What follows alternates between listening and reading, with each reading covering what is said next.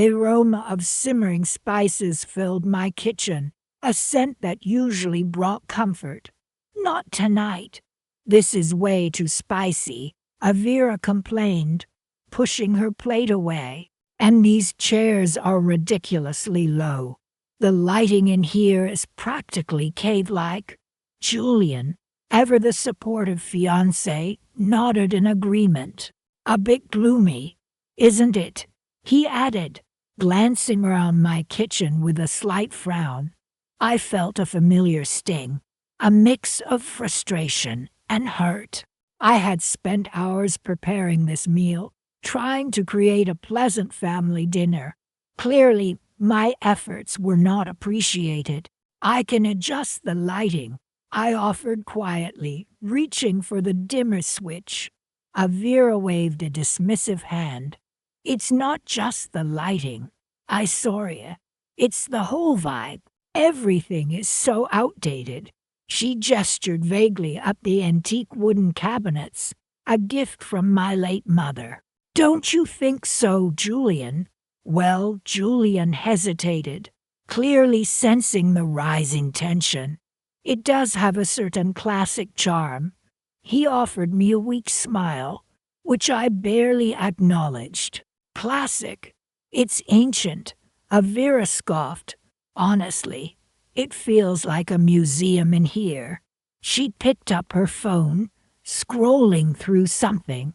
I was just looking at some kitchen renovations online. So many amazing ideas. I knew what was coming. This wasn't just about the lighting or the chairs. This was another attempt to chip away at my sense of belonging in my own home, my own kitchen. Speaking of renovations, Avira continued, her eyes still glued to the screen. Mom was saying how much she'd love to have a more modern space. She finally looked up, her gaze sharp. She was thinking it might be time for you to consider downsizing. My breath caught in my throat. Downsizing, leaving my home. The thought was a physical blow. Downsizing, I repeated, my voice barely a whisper. Or, Avira added quickly, a glint in her eye, you could always help Mom with the chores and upkeep. It would be a fair contribution. Considering she trailed off, letting the implication hang in the air, I knew what she meant. Considering I was living in her mother's house. Except it wasn't. It was my house, left to me by my late husband, her stepfather, in his will, a fact they seemed determined to ignore. I'm perfectly capable of managing my own home, I stated, my voice regaining some strength. Avira rolled her eyes. Of course you are, Isoria, but Mom needs help. And frankly, she lowered her voice conspiratorially, leaning closer to Julian. This place is a bit much for one person, isn't it? She glanced back at me, a smug smile playing on her lips. Julian shifted uncomfortably. Well, it is a large house, he mumbled. I felt a wave of anger wash over me, hot and suffocating. They were trying to push me out, trying to make me feel like a burden, like I didn't belong. But I wouldn't let them. Not this time. I stood up, my chair scraping against the floor. The sound seemed unusually loud in the suddenly tense atmosphere. I'll be in the living room, I announced, my voice steady, though my hands trembled slightly. I turned and walked away, leaving them to their whispered conversations and their online renovations. As I sat in the quiet of the living room, the familiar comfort of my surroundings did little to soothe the burning resentment in my chest. I picked up a framed photograph from the mantelpiece. It was a picture of my late husband, his arm around my shoulders, a warm smile on his face. He had loved this house. He had wanted me to be happy here, and I would be. I wouldn't let them take that away from me. A thought flickered in my mind, a seed of an idea, a way to ensure my peace, my security, a way to remind them who this house truly belonged to. I ran my fingers over the cool glass of the photograph, a faint smile playing on my lips. It was time to revisit certain documents, certain clauses. It was time for a little clarification. The details of the trust he had established, the very trust that granted me full ownership of this house, suddenly seemed very important, especially a certain clause, a small detail they had clearly overlooked, a detail that would soon change everything. The clatter of forks against china was the only sound louder than the blood rushing in my ears. "Mom says this meal is too rich," Rosen said, his tone dripping with condescension. He didn't even bother to look at me. "She's been waiting all afternoon for help with laundry, my own dining room, my own carefully prepared meal, and I was being treated like the hired help." Julian, Elvira's fiancé, shifted uncomfortably in his seat. He mumbled something about the lamb being delicious, but his words were quickly swallowed by the heavy silence. Elvira, my stepdaughter, picked at her food, a smirk playing on her lips. "Well, Mom isn't getting any younger," she chimed in, her voice sharp, "and she did promise to teach me that lasagna recipe." This wasn't about lasagna. It never was. "I'm perfectly capable of managing my own laundry," I said, trying to keep my voice level, "and I offered to teach you that recipe last week. Elvira, you said you were too busy." My son, Men, remained silent, his eyes fixed on his plate. He had long ago learned to disappear during these family skirmishes, busy planning her wedding. Of course, Rosen sneered, a much more important task than doing chores. He glanced around the room, his gaze lingering on the antique clock on the mantelpiece. "Speaking of which, Elvira and I were thinking after the wedding, maybe it's time you considered downsizing." He finally met my gaze, a smug smile on his face. "A smaller place, less upkeep. It would be easier on you." My hands tightened around my napkin. Easier on me. This house was my home. My late husband and I had poured our lives into it, every room filled with memories. "This is my home," I stated, my voice barely a whisper. Elvira rolled her eyes. "It's getting too big for you, Mom. You're rattling around in here all alone." She reached for her wine glass, her diamond engagement ring catching the light. "A gift from Julian, no doubt. We'd be happy to help you sort through things," she continued, her tone sickly sweet. "We could find you a lovely little condo, something close by." "Close by," I echoed, the words catching in my throat. Close enough to keep an eye on me, I suspected. Close enough to continue their subtle campaign of chipping away at my independence, my dignity. Rosen leaned back in his chair, a proprietary air about him. "It just makes sense, Isoria. We're family. We should all be together." His words hung in the air, heavy with unspoken threats. "And besides," Elvira added, "think of all the space we'd have for the baby." The baby, their future grandchild. A bargaining chip, a lever to pry me from my home. "I'm not going anywhere," I said, my voice firmer now. The resolve I felt was surprising, even to me. A small, quiet ember of defiance flickering in the face of their blatant disregard. Elvira sighed dramatically. "Honestly, Mom, you're being difficult." She pushed her plate away, her appetite seemingly gone.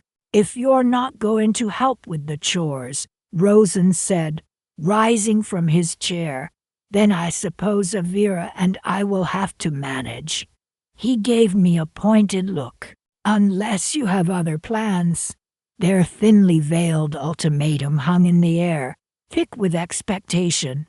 I'll excuse myself then, I said. Standing up, I felt a strange sense of calm wash over me, a quiet certainty that I wouldn't be bullied. Not anymore. Enjoy the rest of your dinner, I added, my voice steady. As I turned to leave the dining room, I caught a glimpse of Min's face. His eyes, usually downcast, met mine for a fleeting moment. There was a flicker of something in their depths, not approval. Not exactly, but something akin to understanding. Perhaps even a hint of anticipation. I walked upstairs, my steps lighter than they had been in months. The weight of their words, their demands, no longer felt crushing. Instead, a strange sense of purpose filled me. I went into my study, closed the door, and opened the bottom drawer of my desk.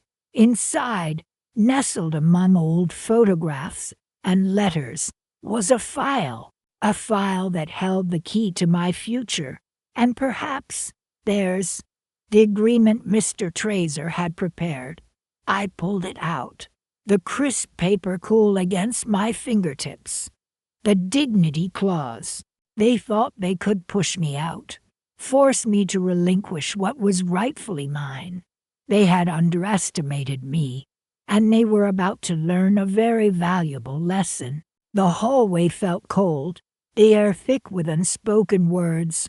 Rosen stood there, blocking my path to the stairs, his arms crossed. I think it's time we draw some boundaries, he said, his voice low but firm. This situation isn't working. I clutched my handbag tighter, my knuckles turning white. What exactly do you mean, Rosen? I asked, trying to keep my voice steady. He shifted his weight, looking past me towards the living room where Avira was talking on the phone, oblivious to the tension in the hallway. Either you help her, Rosen continued, his eyes meeting mine again, or you consider leaving. My breath hitched. Leaving my own home, my husband's home, the house we built together, brick by brick, filled with a lifetime of memories. A wave of dizziness washed over me. I leaned against the wall, the cool paint a stark contrast to the burning shame rising in my chest. I don't understand, I stammered. Avira is a grown woman. She has Julian. She has you. Rosen sighed, a sound of exaggerated patience. Avira is busy, Isoria. He explained, as if talking to a child. She has a demanding job. She's planning a wedding. She doesn't have time to manage a household as well. Manage, I echoed, the word catching in my throat. I cook. I clean. I tend the garden. What more do you expect? He stepped closer, his shadow falling over me. It's not enough, he stated flatly. Avira needs more help. She deserves more help. I straightened up, pushing myself away from the wall, a flicker of defiance igniting within me. Deserves, I repeated, my voice gaining strength. I raised Min on my own after my husband passed. I worked 2 jobs. I never asked for help. I never expected it. Rosen's expression hardened. This isn't about you, Isoria. It's about Avira. He paused, and then added, his voice dripping with condescension, and frankly, it's about what's best for this house. He gestured around dismissively. It needs work. A lot of work. And frankly, it's not like you're contributing financially. My heart pounded in my chest.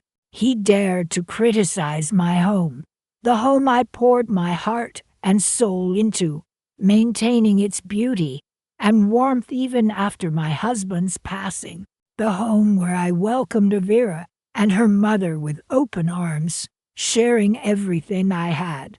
To take care of the house, I managed to say, my voice trembling slightly, I keep it clean.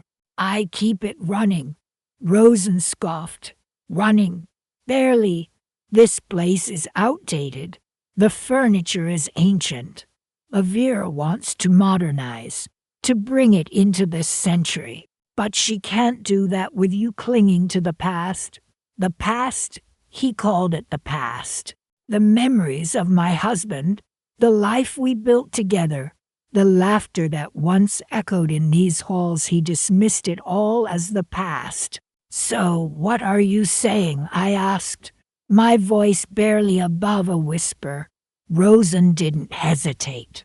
I'm saying, Isoria, that if you can't pull your weight, if you can't contribute to this household the way Avira needs you to, then perhaps it's time you found somewhere else to live. His words hung in the air, heavy and suffocating. Somewhere else to live. The thought was absurd, impossible.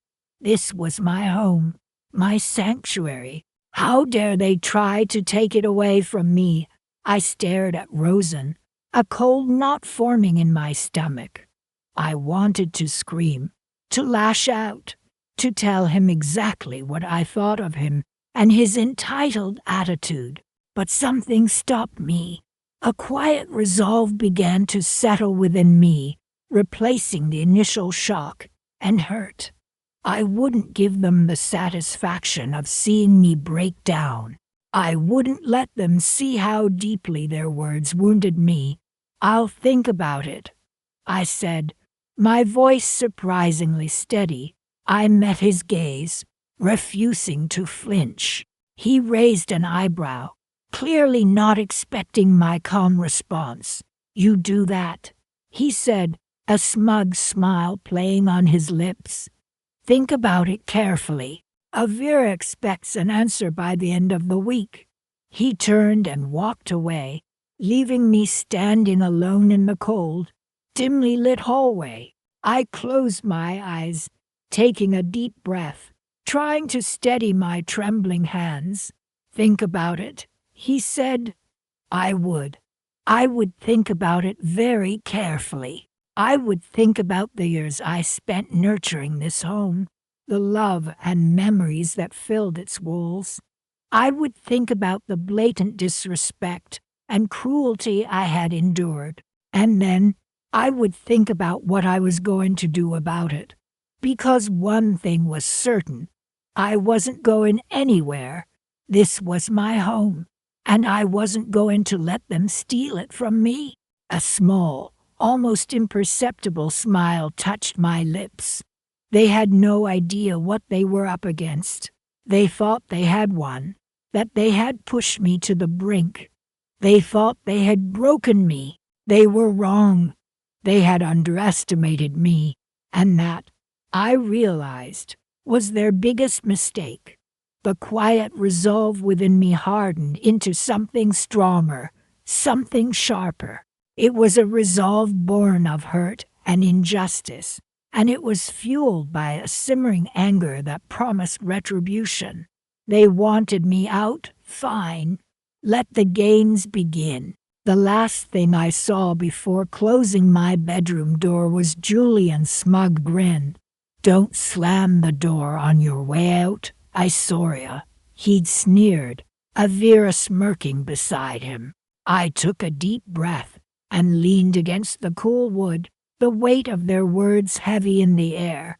My own bedroom door, in my own house. Packing a bag felt surreal, like a bizarre out-of-body experience. I folded a few blouses, my hands shaking slightly. I can't believe this is happening. I whispered to myself. The room, once my sanctuary, now felt like a cage. I glanced at the framed photo on my nightstand, my late husband, smiling. "Would you believe this, Thomas?" I murmured, running a finger over the glass. The thought of him steeled my resolve. I wouldn't let them see me crumble. I wouldn't give them the satisfaction. I continued packing, choosing items carefully. A few comfortable outfits, my toiletries, the small velvet box containing my grandmother's pearl necklace. It wasn't much, but it was enough. "Where will you even go?" Avira had asked, her voice dripping with false concern. "To a friend's," I had replied curtly, not wanting to give her any more ammunition. I hadn't actually called anyone yet.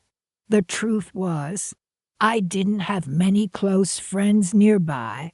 After Thomas passed, I'd become more withdrawn, focusing on my work and tending the garden.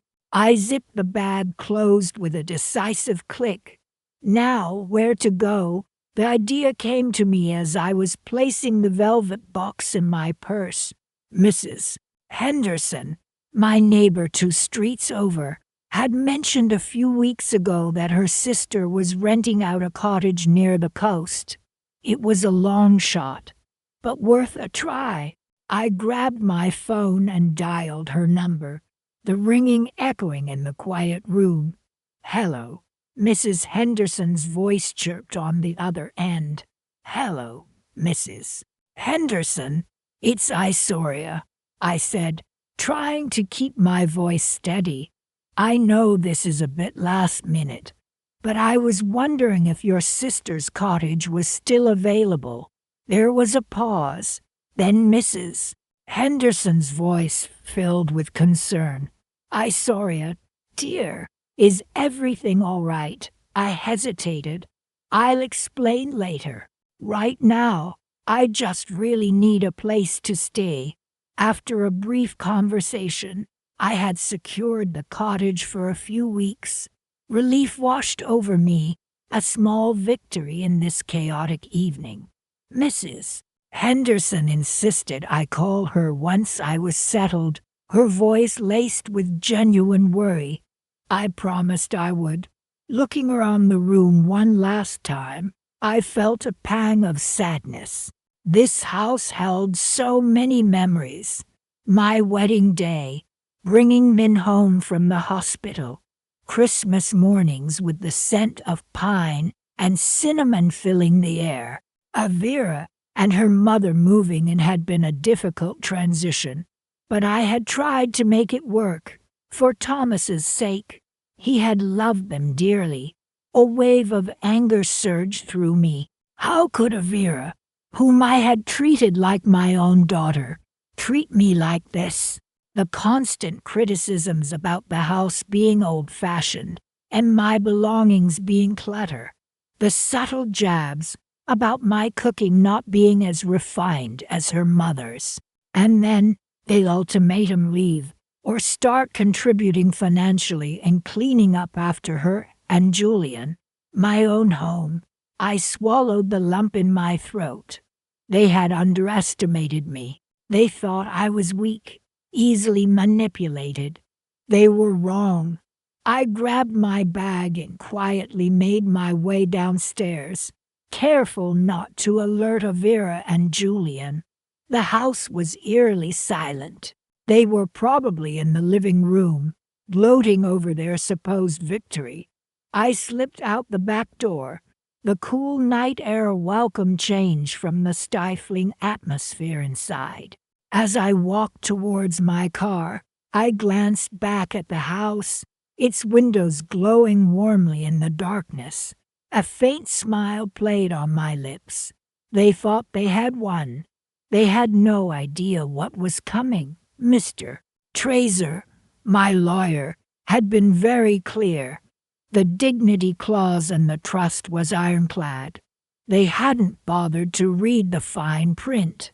They were too busy celebrating their perceived conquest. I started the engine and pulled away from the curb, the house receding in the rearview mirror. The coastal cottage was a 2-hour drive, but tonight, I didn't mind the journey. The night air felt crisp and clean, the silence in the car a soothing balm. I needed this time to think, to plan my next move. The image of Julian's condescending smirk flashed in my mind, fueling my resolve. They had taken so much from me, but I would get it back. Everything. And they wouldn't see it coming. The thought warmed me more than any fireplace ever could. The salty tang of the sea air grew stronger as I approached the coast, a promise of a new beginning. The cottage awaited, a temporary sanctuary while I orchestrated my return. Dusk painted the sky in hues of bruised purple and fading orange as I pulled my car out of the driveway. "Don't expect to be welcomed back," Avira had sneered from the porch, her arms crossed tight against her chest. Julian stood silently beside her, his face impassive. I didn't bother responding. There was nothing left to say. The house, my house, loomed behind them, a silent witness to years of memories, both joyous and painful. Now it felt like a stranger, its windows cold and unwelcoming. I took the long way out, the familiar route I'd driven countless times, past the park where Min used to play Little League, the bakery where we'd buy birthday cakes, the corner store where I'd grab a quick coffee on my way to work. Each landmark was a pinprick of memory, each a reminder of what I was leaving behind. The streets were quiet, bathed in the soft glow of streetlights. I rolled down the window, letting the cool night air wash over my face, the scent of honeysuckle, so reminiscent of summer evenings on the porch swing, filled the car. A wave of grief washed over me, so intense it made my chest ache. I pulled over, parking under the sprawling branches of an old oak tree, its leaves rustling softly in the breeze. This was where my late husband, Michael, had proposed.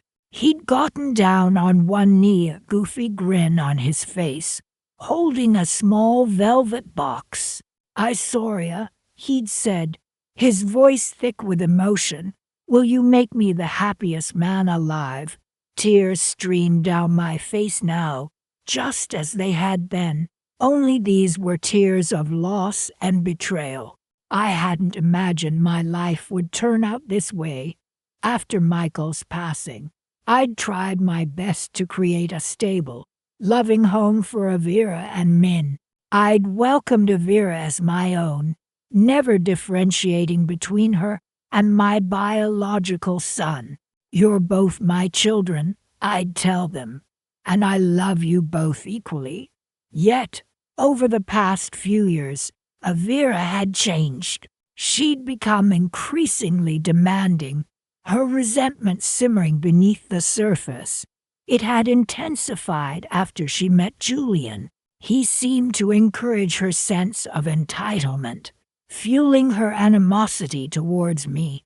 "This house is practically falling apart," Avira had complained just the week before, her voice laced with disdain. "It's embarrassing." Julian had nodded in agreement, adding, "It really doesn't reflect your status, Avira. You deserve better." They'd spent the last few months making snide remarks about the furniture, the decor, even the garden I'd lovingly tended for years. "This place needs a serious upgrade," Julian had declared one afternoon, flipping through a home decor magazine. "Maybe a pool, a jacuzzi, definitely a new kitchen," Avira had chimed in, "and Mom's antique furniture. It's so outdated." Their words, like tiny daggers, had chipped away at my sense of belonging until there was nothing left but a hollow ache. The final blow had come that morning. "Mom," Avira had said, her voice sharp and cold. "Julian and I have been talking. This house is too big for just you. You either need to start pulling your weight around here, or you need to find somewhere else to live." She then handed me a list of chores, a list that would have kept a housekeeper busy full-time. "We expect these to be done by the end of the week," she'd added, her eyes glinting with a strange mixture of triumph and malice. I had looked at her, at the woman she had become, and a chilling realization had washed over me. This wasn't about chores. It was about power, about control. They wanted me gone, and in that moment, a quiet resolve had settled within me. I wouldn't fight. Not yet. I would leave, just as they wanted, but I wouldn't go quietly. I wouldn't let them win. I sat in my car, the engine idling, the streetlights casting long shadows around me. The memories, the pain, the injustice, it all swirled within me, a potent cocktail of emotions. I took a deep breath, the cool night air filling my lungs. I thought about the trust Michael had set up, the one Vera and Julian knew nothing about, the one with the dignity clause, designed to protect me from exactly this kind of situation. A faint smile touched my lips. They thought they had won. They thought they had pushed me out, stripped me of everything. They were wrong. The game, my dear Vera, my dear Julian, has just begun, and I, the quiet, unassuming mother you thought you could so easily discard, I am about to change the rules. I started the car, the engine humming to life, a low, steady purr that echoed the quiet determination growing within me. I had a phone call to make. Mr. Trazer, my lawyer, would be very interested to hear about Vera and Julian's little ultimatum. The night was still young, and there was much to be done. The flickering neon sign of the lakeside lodge cast an eerie glow on the rain-slicked asphalt. I pulled my small suitcase out of the trunk, the damp air clinging to my skin like a second layer. Inside, the air was thick with the scent of pine cleaner and stale coffee. "Just one room, please," I told the clerk, my voice barely above a whisper. He looked up from his crossword, a bored expression on his face. "Name?" he asked, pushing a registration card towards me. I hesitated for a moment, then wrote, "Isoria Blackwood." My maiden name. It felt strange, like trying on a dress I hadn't worn in decades. It fit, though it fit better than I expected. He handed me a key attached to a plastic rectangle with the number 17 printed on it. "Second floor, end of the hall," he mumbled, returning to his puzzle. I paid in cash, deliberately avoiding his gaze. The less he remembered of me, the better. As I climbed the creaking stairs, I could feel the weight of the last few days pressing down on me. Elvira's words, sharp and cruel, echoed in my ears.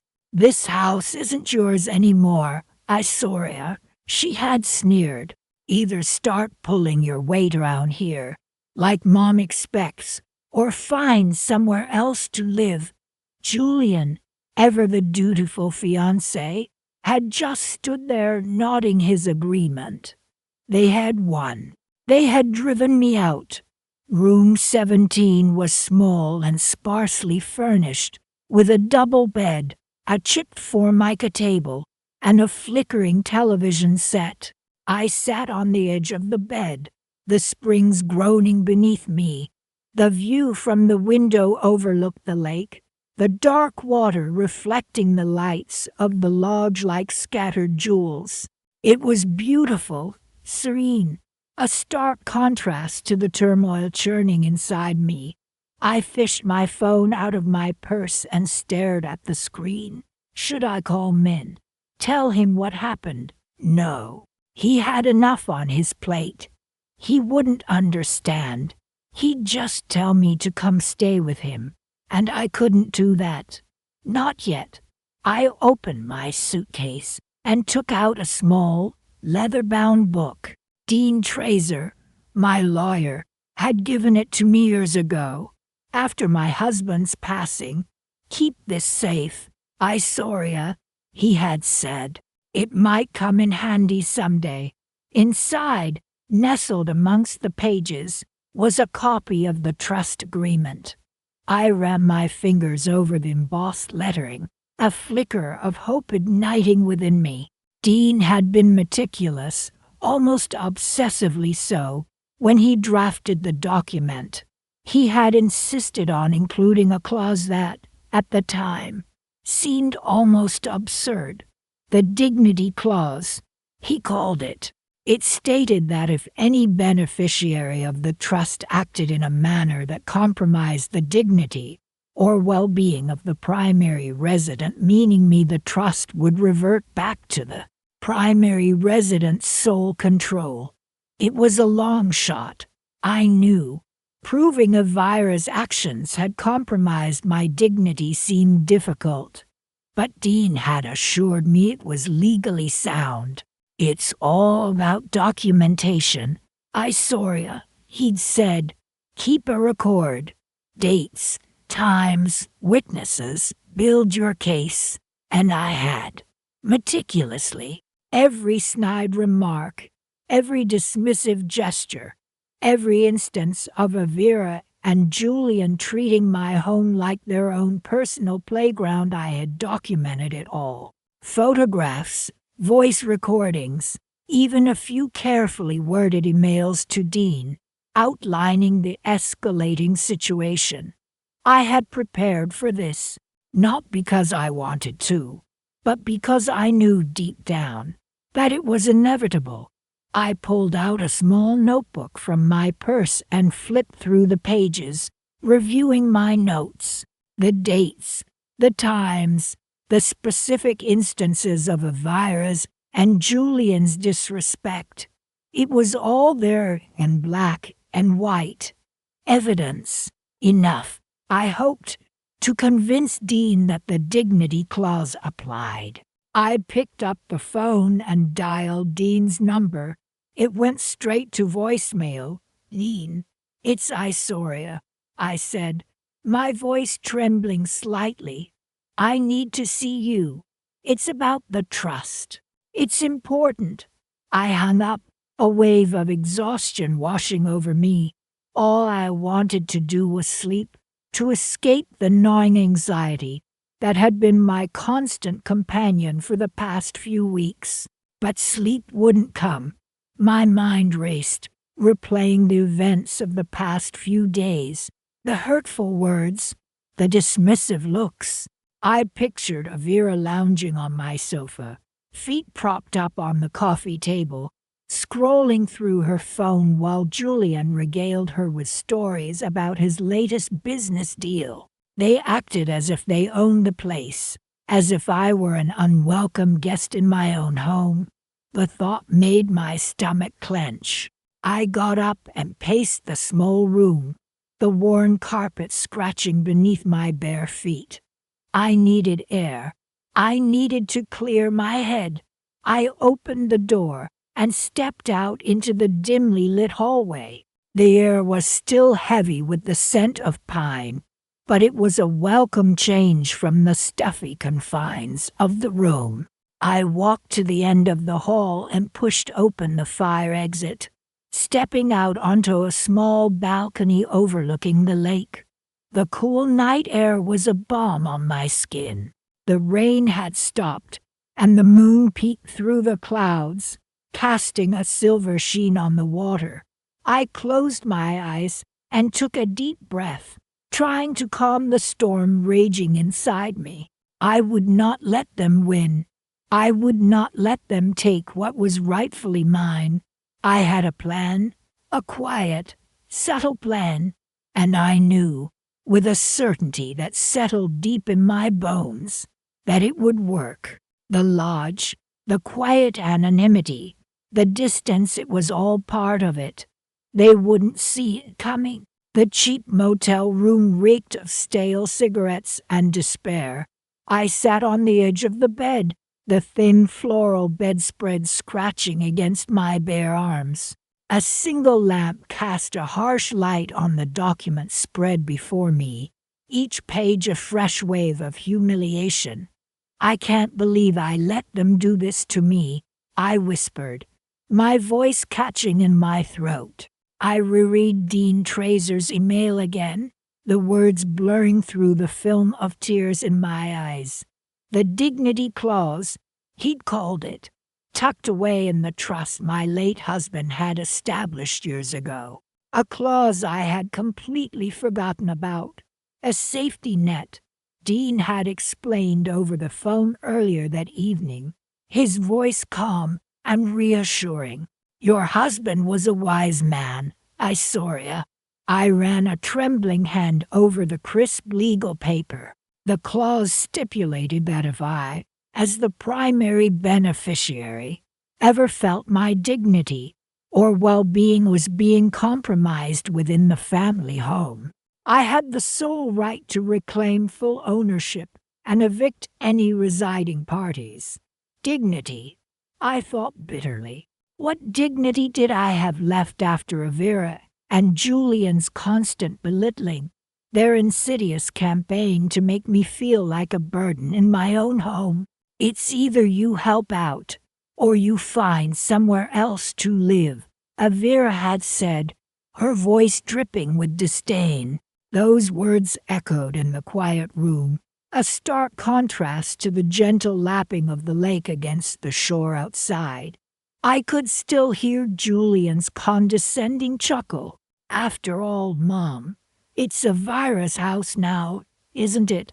I picked up a faded photograph of my late husband and me, taken on our honeymoon, on this very lake. We'd dreamt of growing old together in that house, filled with laughter and family. How could things have gone so wrong? How could my own stepdaughter, the child I had welcomed into my life with open arms, treat me with such callous disregard? He would be so disappointed, I murmured, my voice thick with emotion, disappointed in Avira and the way our family had fractured. I stared at the photograph, the happy smiles frozen in time, a stark reminder of everything I had lost. "This changes everything," I said, a flicker of resolve igniting in my chest. The despair began to recede, replaced by a slow, simmering anger. They had underestimated me. They had assumed I was weak, easily manipulated. They had mistaken my quiet nature for compliance. They thought they could push me out. I whispered, clutching the documents tighter. They thought they could just take what was mine. I read the clause again, each word now imbued with a new meaning. Dean had assured me that the legal grounds were solid. He had already drafted the eviction notice, ready to be served. "It's a drastic step, I saw ya," he had cautioned, "but you deserve to feel safe and respected in your own home." My home. Those two words resonated deep within me. It wasn't just a house. It was a repository of memories, a sanctuary built on love and shared dreams. And I wasn't going to let them steal it from me. I glanced at the clock on the nightstand. It was late. The moonlight cast long shadows across the room, making the cheap furniture look even shabbier. I didn't care. I had a plan now, a way to reclaim what was rightfully mine, a way to restore my dignity. "Tomorrow," I said, a steely glint in my eyes. "Tomorrow. Everything changes. I carefully gathered the documents, placing them in my worn leather briefcase. There was a faint rustling of leaves outside as a gentle breeze stirred. I went to the window and looked out at the moonlit lake. The same lake where my husband and I had stood all those years ago, full of hope and dreams. A small smile played on my lips. I knew what I had to do, and I wouldn't hesitate. The quiet woman they thought they knew was about to show them a different side, a side they never expected. The cool night air filled my lungs as I closed the window, a sense of anticipation building within me. The game was far from over. It was just about to begin. The crisp air of Dean Trazer's office felt strangely comforting. I need to initiate the next steps, I told him, my voice firmer than I expected. The memory of Elvira's dismissive words, "This house is practically ours anyway. You might as well just leave," still stung. But a new sense of purpose had taken root. It's time we exercise the clause. Dean Trazer, ever the composed professional, simply nodded. "I understand, Isoria. You're referring to the dignity clause within the trust." He opened a thick file, the very document that held the key to my liberation. "Are you absolutely certain about this? There's no turning back once the process begins." He looked at me over his spectacles, a flicker of concern in his eyes. "Yes," I stated, unwavering. "Elvira and Julian have shown their true colors. They have no respect for me or my home." I took a deep breath, the cool office air bolstering my resolve. "They've made it abundantly clear I'm not welcome here." Dean Trazer adjusted his glasses, a thoughtful frown creasing his forehead. "The clause stipulates that if your living situation becomes untenable due to the actions of your late husband's descendants, you have the right to reclaim full ownership of the property." He tapped a finger on the specific paragraph, the words jumping out at me like a lifeline in a stormy sea. "And that includes," he continued, "the authority to persuade them to vacate the premises." He chose his words carefully, a subtle hint of the power this clause held. "I don't intend to be cruel," I clarified, my voice softening slightly, "but they need to understand the consequences of their actions." Dean Trazer nodded, his expression now one of quiet understanding. "The legal process will take some time, Isoria. We'll need to file the necessary paperwork. And of course, they have the right to respond." He began explaining the steps involved, the legalese washing over me in a wave of almost abstract relief.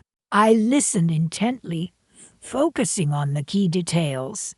The notices, the deadlines, the inevitable shift in power. It was surreal to think that after all these weeks of feeling powerless, of being treated like a guest in my own home, the tides were about to turn. The quiet hum of the air conditioning seemed to amplify the silence between Dean Trazer's explanations, each pause punctuated by the rustle of papers. He outlined the potential responses from Elvira and Julian, ranging from begrudging compliance to outright legal challenges. "We'll be prepared for any scenario," he assured me, his voice regaining its professional crispness. "This clause is ironclad. Your late husband anticipated this very possibility, and he made sure you were protected." Hearing those words, a wave of gratitude washed over me. My late husband, despite his flaws, had ensured my security, a fact I had almost forgotten in the whirlwind of recent events. "What about the utilities?" I asked, a sudden thought striking me. The house, while legally mine, was currently functioning under accounts held by Avira and Julian. A small smile touched my lips. The utilities, Dean Trazer echoed, a flicker of something akin to amusement in his eyes. Ah, yes, an interesting point. Technically, once the ownership reverts back to you, you have full control over those as well. He steepled his fingers, his gaze meeting mine. You could, hypothetically, choose to discontinue service. He paused, letting the implication hang in the air. Discontinue service, I repeated, the words tasting like sweet vindication. Avira and Julian, so accustomed to their comfortable existence in my home, wouldn't know what hit them. It wouldn't be immediate, of course, Dean Trazer cautioned. There are procedures to follow. Notices must be sent. He outlined the legal requirements, the specific time frames involved in terminating services like electricity, water, and gas. But ultimately, he concluded, the decision rests with you. The power dynamic was shifting, subtly, but irrevocably. It wasn't about revenge in the traditional sense. It was about reclaiming what was rightfully mine, about restoring a sense of dignity and control over my own life. I want them to understand, I said, my voice steady and resolute, that actions have consequences. They can't just waltz into my home, treat me with disrespect, and expect to get away with it. Dean Trazer nodded, a look of quiet approval on his face, indeed. This clause is not just about the house, Isoria. It's about respect. It's about ensuring that your late husband's wishes are honored, and that you are afforded the dignity and peace you deserve. He gathered the papers, a decisive air about him. Let's begin the paperwork. We'll send the initial notification today. He reached for his pen, the click of the cap echoing in the quiet office. As I watched him prepare the documents, I felt a sense of profound calm settle over me. It was a long road ahead, but I knew, with absolute certainty, that I was on the right path. The wheels were in motion, and soon, very soon, everything would change. The thought of their faces when the realization hit them that they'd overplayed their hand, that their sense of entitlement had cost them everything brought a small, almost involuntary smile to my lips.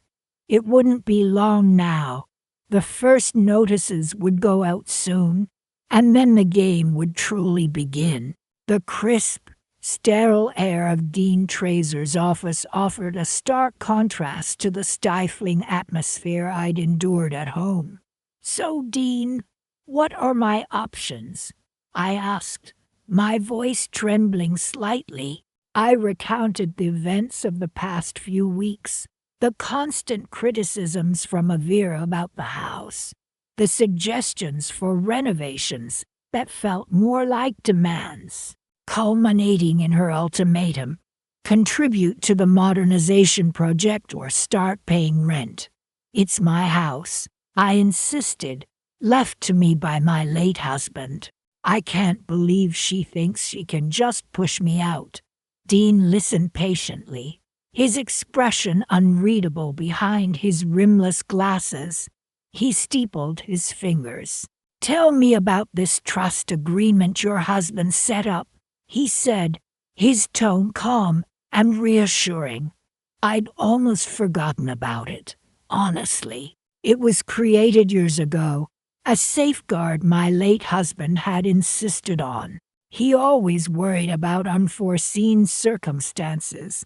I explained, the phrase a euphemism for the complicated family dynamics we'd navigated. I pulled the document from my bag, the paper slightly yellowed with age. Dean took it, his eyes scanning the legalese quickly. "There's a clause here," he said after a moment, tapping a section with his pen. "Your husband anticipated potential friction within the family." He looked up at me. "He included what we call a dignity clause." "A dignity clause," I repeated, the term unfamiliar. "What does that mean?" Dean smiled faintly. "It essentially means that if any beneficiary of the trust acts in a way that undermines your comfort or respect within the home, you have the legal right to revoke their access to the property and its assets." He leaned back in his chair.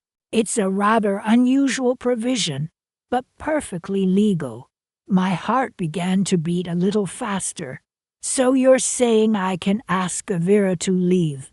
I stammered, the thought almost too daring. "You're within every right," Dean confirmed. He tapped the clause again. "Your husband was quite specific. Any behavior that could be construed as harassment, disrespect, or attempts to force you from the property activates this clause." He pushed the document back towards me.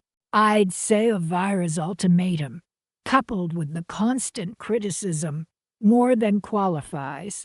A wave of relief washed over me, so powerful I felt a little lightheaded. It was more than just about the house. It was about reclaiming my dignity, my sense of self-worth that had been chipped away over the past few weeks. "So what happens next?" I asked, my voice steadier now. Dean outlined the process.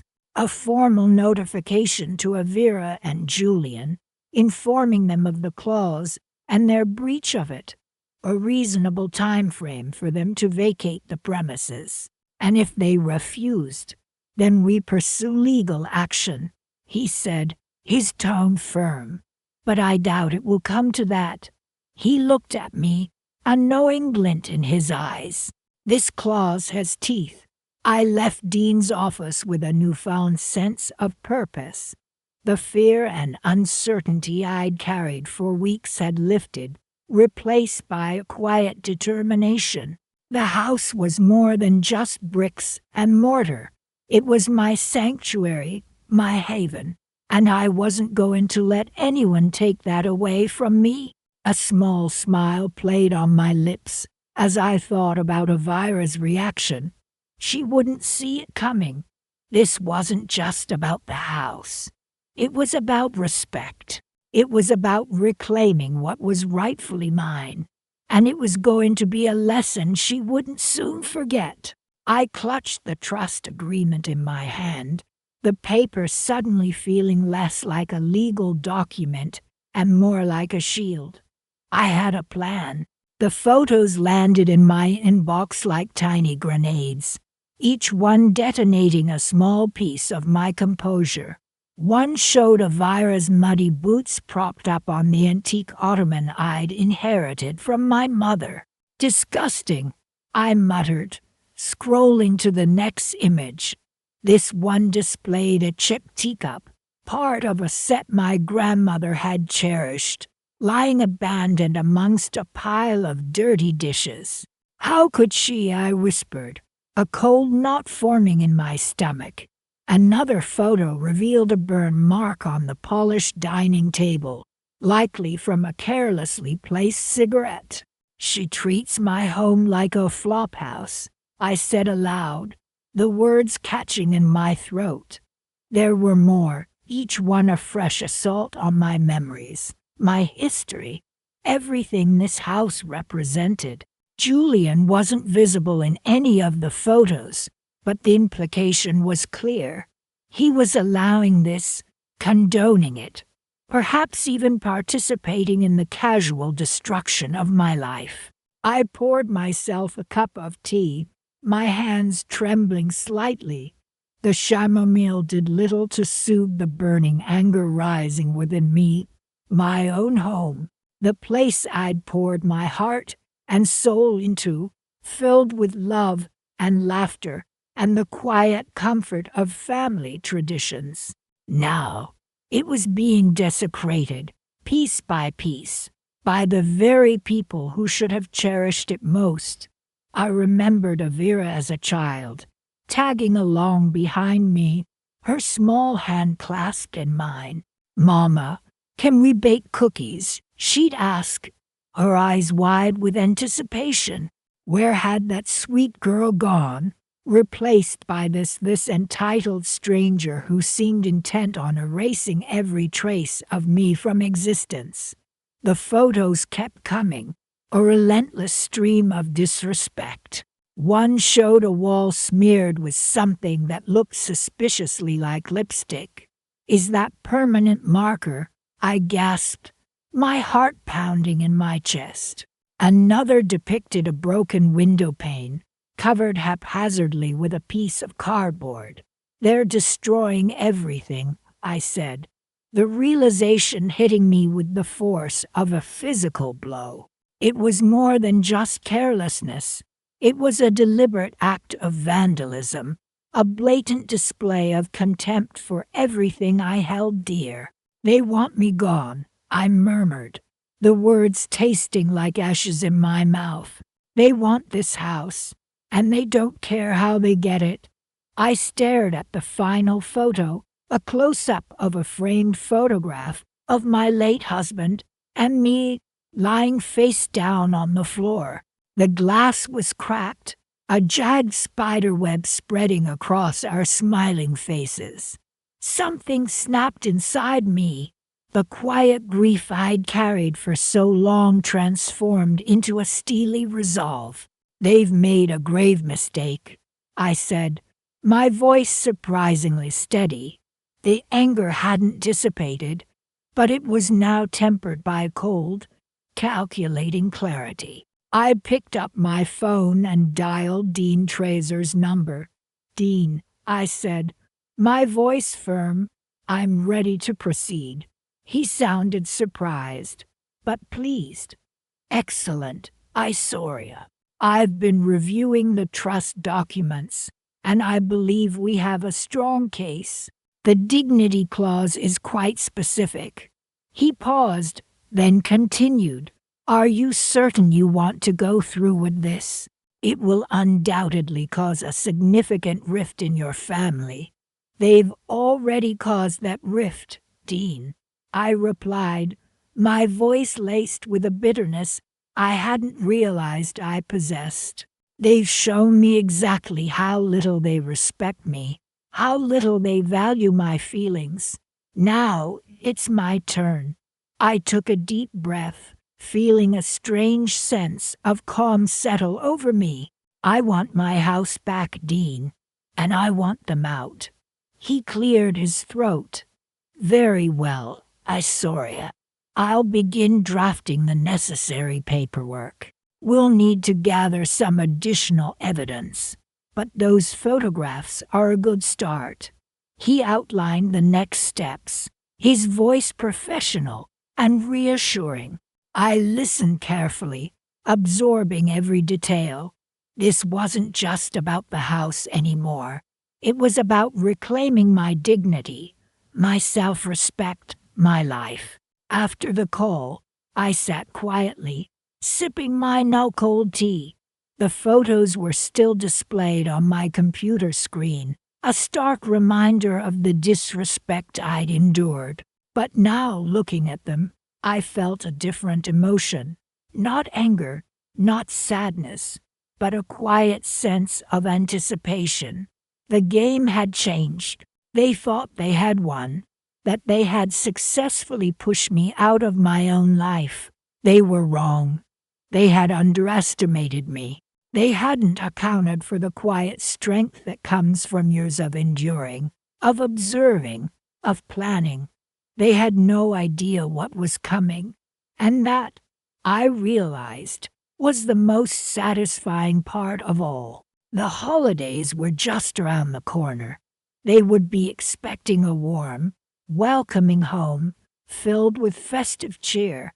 They were going to get a very different kind of surprise. The crisp mountain air, usually a balm to my soul, felt heavy with a suffocating dread. Dean, my lawyer, had forwarded me the latest documents. Isoria, he'd said gently over the phone, I know this is difficult, but you need to see this. And see it I did. Avira had not only disregarded my wishes for the house, she'd taken out a second mortgage, refinancing it at a predatory rate. The paperwork was sloppy, almost arrogant in its assumption that it would never be challenged. My own stepdaughter, treating my family home like a piggy bank. The photographs attached were even worse, the once pristine garden choked with weeds, the antique furniture draped with discarded clothes, the walls marred by what looked suspiciously like wine stains. It was more than disrespect. It was a deliberate desecration. I don't understand, I whispered to the empty lodge room, how she could do this. I paced the length of the rented cabin, the rhythmic creak of the floorboards a counterpoint to the chaotic storm in my heart. A wave of exhaustion washed over me. I sank into the worn armchair by the window, staring out at the serene lake. The stillness of the water mocked the turmoil within me. I need to think, I murmured, clutching the documents to my chest as if they were a shield. This wasn't just about the house anymore. It was about respect, about dignity, about protecting what my parents had built. There has to be a way, I said aloud, the sound of my own voice startling me in the quiet cabin. I reread Dean's email. He had outlined the dignity clause and the trust again, the one I'd insisted on years ago, a small, seemingly insignificant detail that had now become my lifeline. It's a long shot, Isoria, Dean had warned, but it's our only option. The clause stipulated that if any beneficiary acted in a manner deemed detrimental to the upkeep and spirit of the property, the trustees in this case, myself and my son, Min could revoke their access. Detrimental, I repeated, the word a bitter taste on my tongue. Avira's actions, her callous disregard, weren't just detrimental, they were a betrayal. Over the next few days, the quiet solitude of the lodge became my sanctuary. I pored over the documents, meticulously cataloging every instance of Avira's transgressions. Their legal refinancing, the neglect of the property, the blatant disregard for my wishes, each piece of evidence another brick in the wall of my resolve. She won't get away with this, I vowed, my voice steely. I called Min, explaining the situation, the pain evident in my voice. Mom, he said softly, I'm so sorry. Of course, I'll support you. His unwavering support, a small beacon of light in the gathering darkness, gave me the strength to continue. We'll do this together, I promised him. Dean and I spent hours on the phone, strategizing, planning, preparing for the inevitable confrontation. He warned me that Avira and Julian would fight back, that they would try to discredit me, to paint me as the villain. Be prepared, Isoria, he advised. This won't be easy. But I was ready. The quiet woman they thought they could manipulate, the woman they thought they could push on, was gone. In her place stood someone stronger, someone resolute, someone determined to reclaim what was rightfully hers. Let them try, I said to Dean, a flicker of something cold and hard sparking in my eyes. Let them try. I had the evidence, I had the law, and most importantly, I had the unwavering conviction that justice would prevail. The mountain air, once heavy with dread, now carried a hint of anticipation. The stillness of the lake reflected not turmoil, but a steely resolve. I had spent weeks grieving for the loss of my home, for the betrayal of my family. Now, a new emotion began to stir within me, a quiet, simmering ember of something powerful, something I hadn't felt in a long time. Hope. It's time, I whispered, looking out at the dawning sun. A new day breaking, a new chapter beginning. I closed my eyes, picturing the house, the home my parents had built, the place where I belonged. Soon, I would be back. Soon, it would be mine again. And Avira, she would learn that some betrayals have a price. The details of that price, the precise nature of my plan, remained locked away in my heart, a secret I would reveal only when the time was right. But one thing was certain. It was coming. Sunlight glinted off the lake, a stark contrast to the chill that had settled over my heart these past weeks. I sipped my tea, the warmth doing little to thaw the icy knot in my stomach. My phone buzzed, a message from Dean Trazer, my lawyer. Confirmation received. Isoria. The funds are frozen. I exhaled, a slow, deliberate release of the tension I'd been carrying since Avira, my stepdaughter, had given me that impossible ultimatum. Either start pulling your weight around here, or find somewhere else to live. She and Julian, her fiancé, had systematically chipped away at my sense of belonging in my own home, subtly at first, with comments about my outdated furniture and cluttered spaces, escalating to open disdain for my very presence. Now, here I was, at this peaceful lakeside lodge, miles away from the house that held a lifetime of memories. And yet, I felt a sense of calm I hadn't experienced in months. "Thank you, Dean," I typed back. "Please ensure not a dollar could be withdrawn." The lodge's tranquility was a balm to my raw nerves. I'd booked this getaway the day after Avira's cruel pronouncement, needing a sanctuary to think, to plan, to reclaim my life. It was during those quiet walks by the lake, the rhythmic lapping of the water against the shore, that I remembered the trust my late husband, Avira's father, had established it years ago, a safety net for both of us. He'd been a shrewd man, foreseeing the potential for conflict, and had included a clause, a dignity clause as Dean called it, that protected me from undue pressure or coercion within the household. It was a subtle safeguard, easily overlooked, and I myself had almost forgotten about it. But in the face of Avira's blatant attempt to force me out, it became my lifeline. Dean had been surprised when I'd contacted him, explaining the situation. He'd pulled up the trust documents, his brow furrowing as he read the specific wording. "Isoria," he'd said, a flicker of something like admiration in his eyes. "This is ingenious. Your husband truly thought of everything."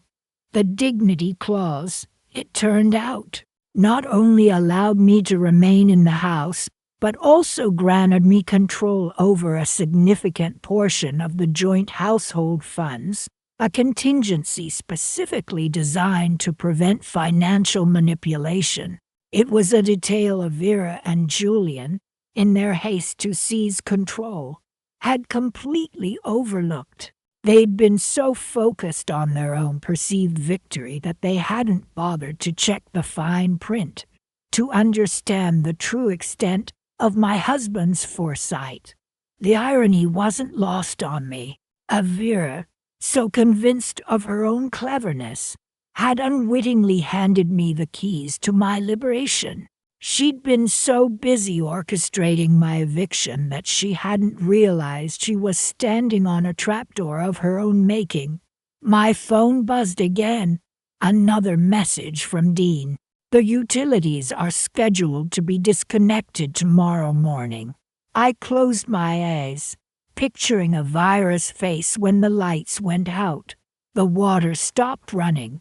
The heat clicked off. It wouldn't be a comfortable experience, especially not with Julian's parents visiting. They'd arrived just yesterday, their car packed with luggage, expecting a luxurious stay in what they believed was their son's future home. Any further instructions? I saw ya. Dean's message popped up. I smiled, a genuine smile, the first in weeks. No, Dean, I replied. Let them stew for a bit. Then, tomorrow afternoon, send them a copy of the trust agreement, highlighting the dignity clause, and add a note from me suggesting they contact you to discuss the terms of their departure. I took another sip of my tea, the warmth spreading through me now, a pleasant contrast to the chill that had been clinging to me for so long.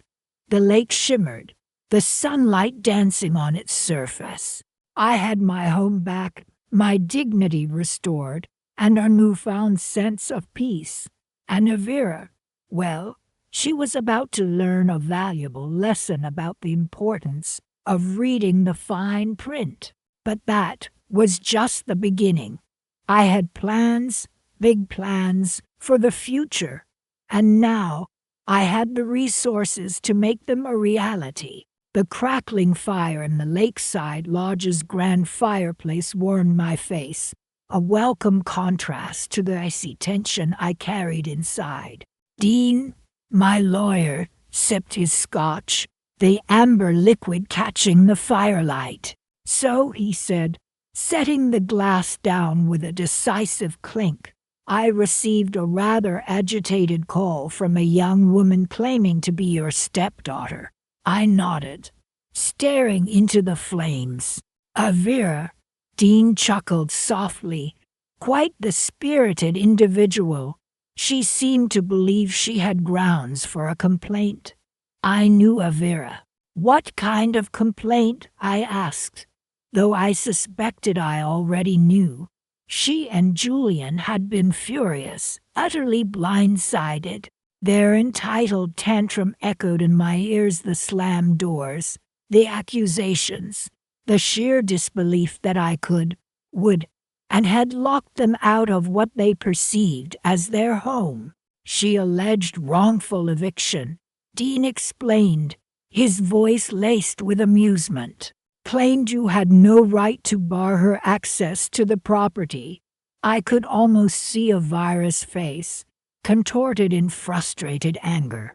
She insisted she'd been living there, contributing financially. He trailed off, a wry smile playing on his lips. But it seems your foresight, Isoria, was impeccable. My foresight, the dignity clause, that carefully worded addition to the trust, the one I insisted upon all those years ago, had been my shield, my sword, and ultimately my salvation. It stipulated that if the beneficiaries failed to uphold a reasonable standard of respect and dignity toward me, the property would revert to my sole possession. Avira's constant criticisms of my decor, her dismissive attitude, her blatant disrespect, had all been meticulously documented, filed away like ammunition waiting to be deployed, and I prompted, my voice calm despite the fluttering in my chest. Dean leaned back, a glint of satisfaction in his eyes. And, Isoria, he said, his voice smooth as velvet. She wasn't listed anywhere on the official documentation of the trust. Not as a beneficiary, not as a resident, nothing. Legally speaking, she had absolutely no claim to the property. I closed my eyes, relief washing over me like a tidal wave. It was over, truly over. The years of subtle jabs, The constant undermining, the feeling of being a stranger in my own home. It was finally over. I could breathe again. The utilities are already disconnected, Dean continued. I imagine she'll be rather inconvenienced when she returns from her little shopping spree. I hadn't told Avira and Julian about the clause. They'd assumed I was merely bluffing, playing the wounded victim. They'd scoffed, told me to enjoy my pathetic little getaway while they reorganized the kitchen cabinets and planned a lavish engagement party. They'd gone off to buy expensive catering platters, convinced they were the reigning monarchs of my home. The irony wasn't lost on me. What about Julian? I asked, suddenly remembering Avira's fiancé. He'd been less vocal in his disdain, but his silent complicity had been just as cutting. Dean shrugged. He has even less standing than Avira. He's not a blood relative, not married, and certainly not mentioned in the trust. He's simply irrelevant. The word hung in the air, a fitting epitaph to his brief reign in my life. I gazed at the dancing flames, a slow smile spreading across my face.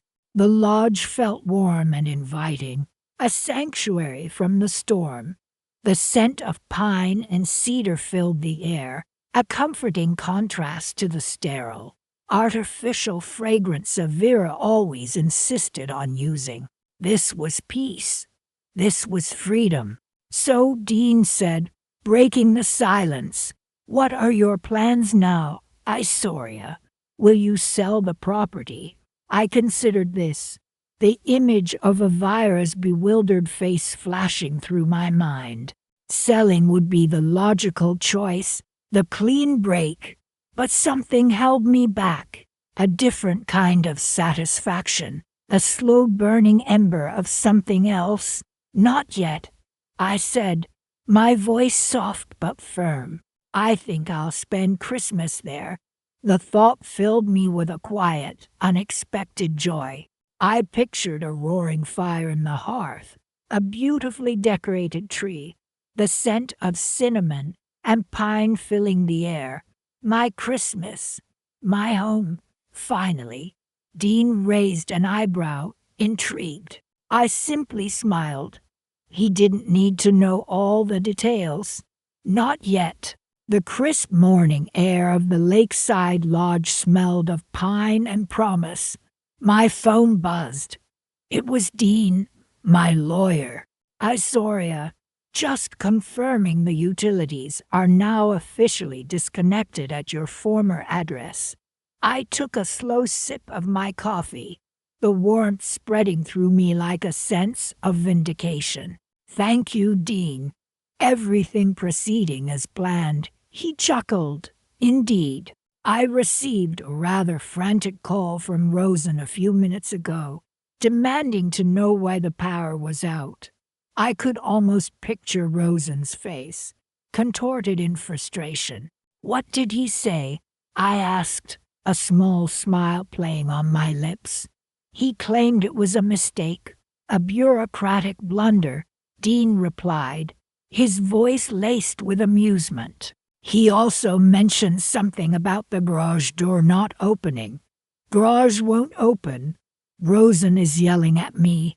Avira's panicked voice cut through Rosen's tirade on the other end of the line. It seemed the full impact of my plan was finally hitting them.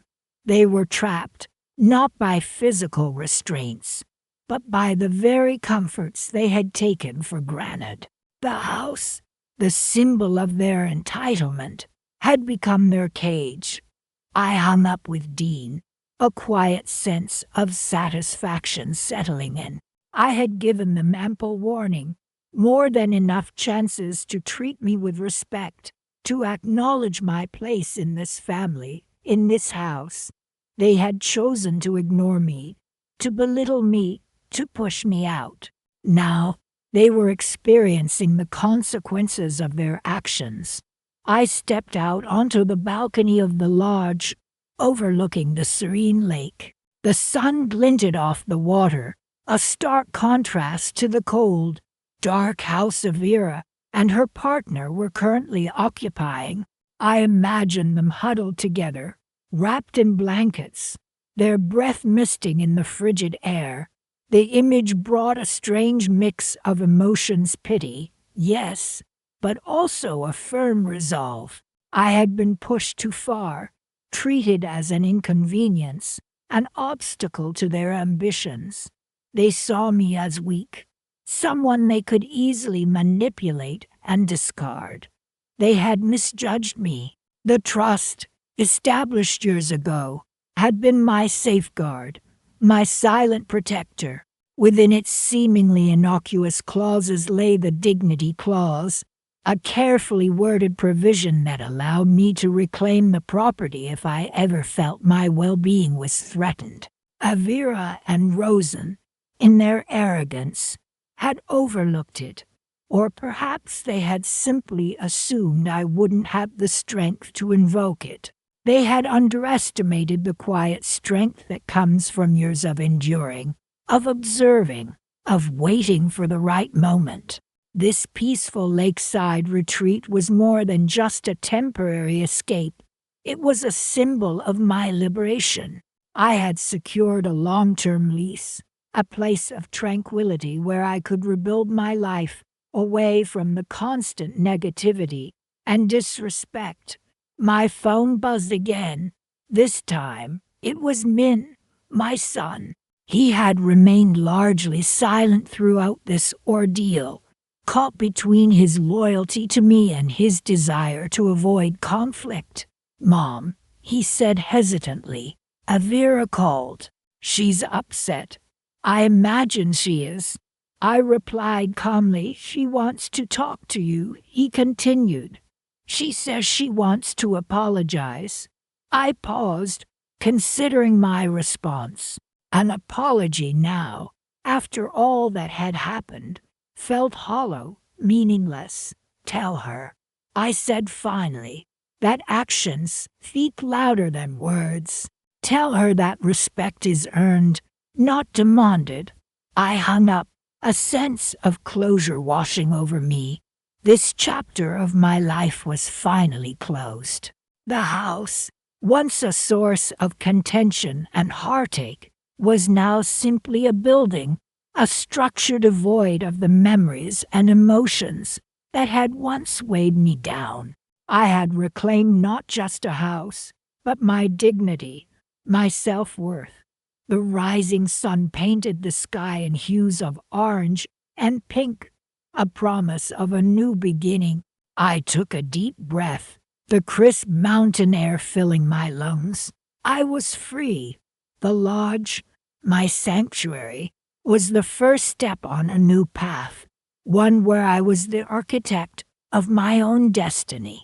And as I looked out at the shimmering lake, I knew, with unwavering certainty, that the best was yet to come.